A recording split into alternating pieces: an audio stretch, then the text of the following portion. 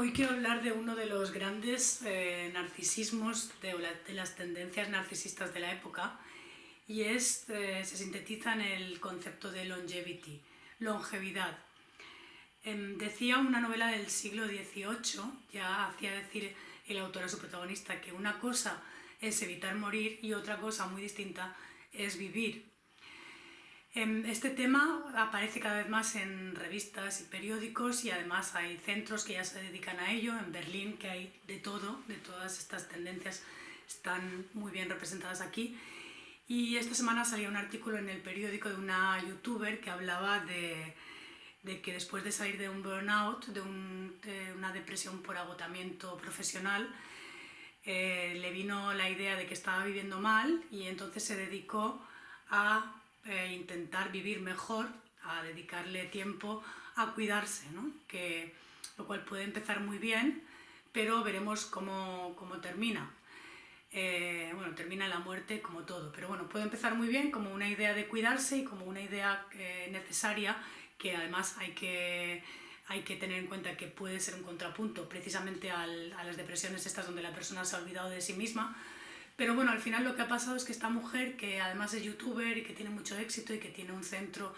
que se dedica a aconsejar sobre el tema, longevity, durar, vida larga,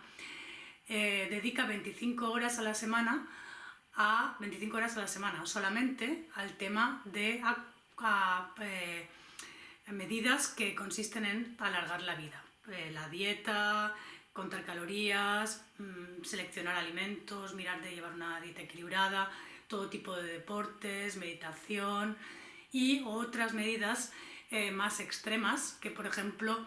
en Berlín hay un centro que se llama Aestheticum, y que hace poco salió un artículo en el periódico sobre unos cócteles vitamínicos que se inyectan en vena y que supuestamente rejuvenecen y dan energía,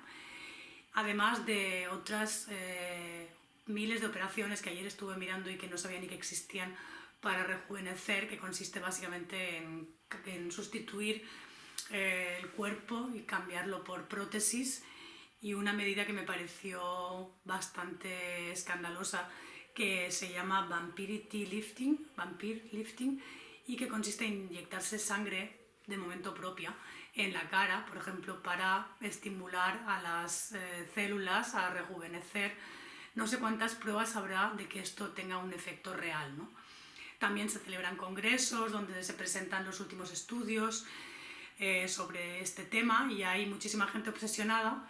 Y como decía en el principio, es que este tema de la longevity es un tema nada social, sino muy narcisista, porque esta gente que se puede dedicar al tema normalmente es gente que tiene recursos, y además es un tema que te aísla completamente de los demás y que te hace centrarte en ti mismo. Y casi como decía Celine, siendo un poco radical,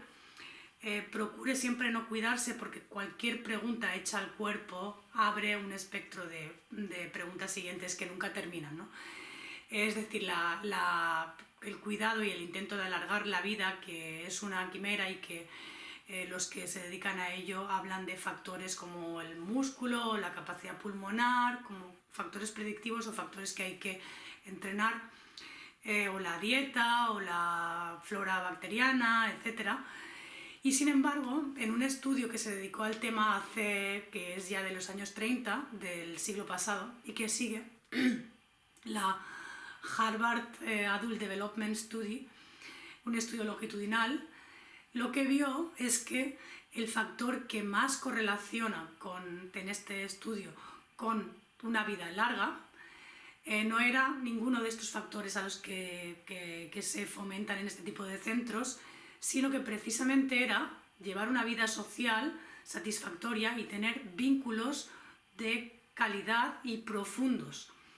Un tema totalmente olvidado, del que ninguno de estos youtubers o de estos centros habla, porque de aquí obviamente no se puede sacar dinero, y además es un tema molesto, un tema cansino, un tema que nos hace confrontarnos con otro tipo de recursos, pero precisamente este es el factor que supuestamente más alarga la vida. Y no solo eso, diría yo, sino que esta obsesión, esta preocupación de la que hablaba ya la novela esta del siglo XVIII, y no me parece que sea en vano, porque fue en el siglo XVIII aproximadamente cuando la vida eterna se trasladó del más allá al más acá. Esta obsesión por la vida eterna realmente lo que tiene que ver y dónde está, como la podríamos abordar, es en la vida no vivida. Una vida no vivida es una vida que se quiere extender porque la sensación de no haberla vivido es crónica, y lo que hace esta gente obsesionada con la longevity, o cualquier otra persona que se obsesiona y dedica su vida a un tema, a una causa o a otra persona o a un trabajo, es dejarse a un lado, ¿no? Habría que tener en cuenta todos estos factores, o sea que la propia obsesión con la longevity lleva a más obsesión y a más insatisfacción, probablemente a dejar de lado las relaciones sociales y finalmente a llegar a un punto en el que da igual la edad que alcancemos, ¿no? Se habla de 120 años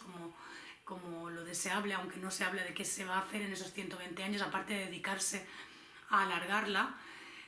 Lo que puede pasar es que al final de la vida, a pesar de los 120 años, uno tenga la sensación de que no es suficiente.